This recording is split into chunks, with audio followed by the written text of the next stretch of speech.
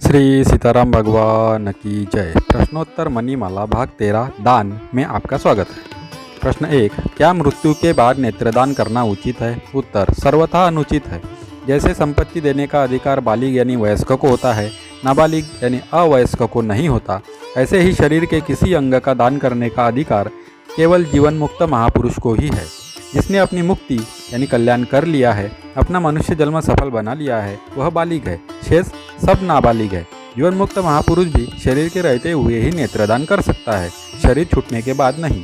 शव के साथ छेड़छाड़ नहीं करनी चाहिए।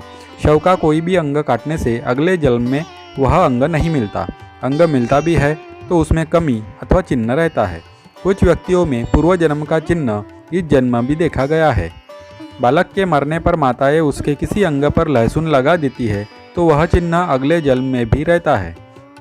प्रश्न 2, दान अपनी वस्तु का ही होता है, फिर कर्मयोगी किसी भी वस्तु को अपनी न मानकर दूसरों की सेवा करता है, यह बात कैसे? उत्तर, वस्तु अपनी मानने से कामना होती है।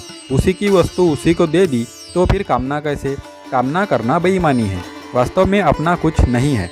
जो भी वस्तु हमारे पास है वह मिली है और बिछुड़ने वाली है, अतः जो मिला है वह दूसरों की सेवा के लिए ही है। जो वस्तु वास्तव में अपनी है उसका त्याग कभी होता ही नहीं। क्या स्वरूप का त्याग हो सकता है?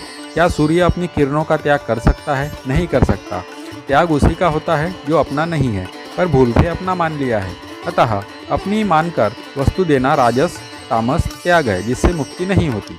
प्रश्न 3, पति दान करने से मना करता हो तो क्या पत्नी छिपकर दान कर सकती है? उत्तर, दान करना दोषी नहीं है, पर छिपकर दान करना दोषी है।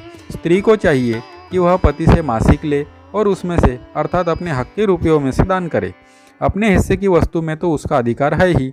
पति आदि से छिपा कर दान करना गुप्त दान नहीं है, प्रत्युत चोरी है। वह गुप्त दान वह है जिसमें लेने वाले को पता ही न लगे कि किसने दिया है।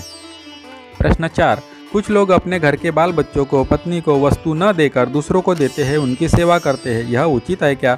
उत्तर, ऐसे लोग वास्तव में अपना कल्याण नहीं चाहते, प्रत्युत मान बढ़ाई चाहते हैं। वस्तुओं पर अपने परिवार वालों का पहला हक है। जो हमसे जितना नज़दीक होता है उतना ही उसका अधिक हक होता है, उतना ही वह सेवा का अधिकारी होता है। परिवार वालों का हम पर ऋण है, ऋण पहले उतारना चाहिए, दान पुण्य पीछे करना चाहिए। श्री सीताराम भगवान की जय। अगर आप भी श्री भगवान और उनके भक्तों में श्रद्धा और भक्ति विश्वास रखते हैं तो मेरे वीडियो को लाइक कीजिए और चैनल को सब्सक्राइब कीजिए।